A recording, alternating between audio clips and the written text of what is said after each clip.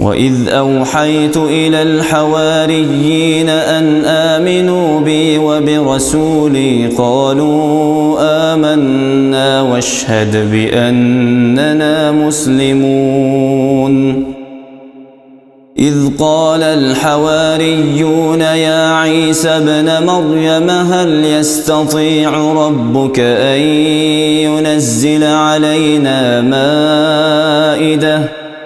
أن ينزل علينا مائدة من السماء قال اتقوا الله إن كنتم مؤمنين قالوا نريد أن نأكل منها وتطمئن قلوبنا ونعلم أن قد صدقتنا ونكون عليها من الشاهدين قال عيسى ابن مريم اللهم ربنا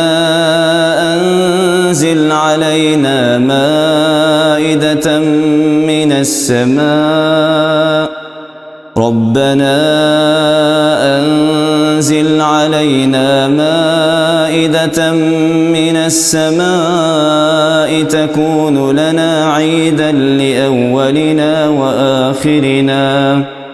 تكون لنا عيدا لأولنا وآخرنا وآية منك وارزقنا وأنت خير الرازقين قال الله إني منزلها عليكم فمن يكفر بعد منكم فإني أعذبه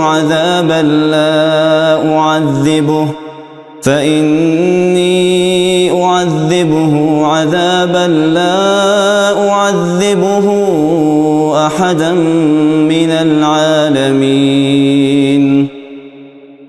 وإذ قال الله يا عيسى ابن مريم أأنت قلت للناس اتخذوني وأمي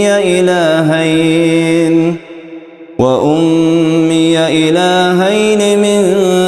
دون الله قال سبحانك ما يكون لي أن أقول ما ليس لي بحق إن كنت قلته فقد علمته تعلم ما في نفسي ولا أعلم ما في نفسك إنك أنت علام الغيوب ما قلت لهم إلا ما أمرتني به أن اعبدوا الله ربي وربكم وكنت عليهم شهيدا ما دمت فيهم فلما توفيتني كنت أنت الرقيب عليهم وأنت على كل شيء شهيد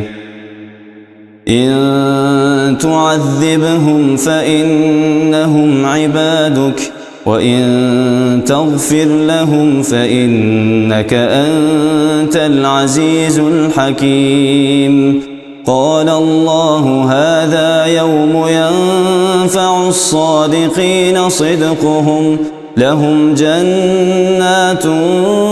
تجري من تحتها الأنهار خالدين فيها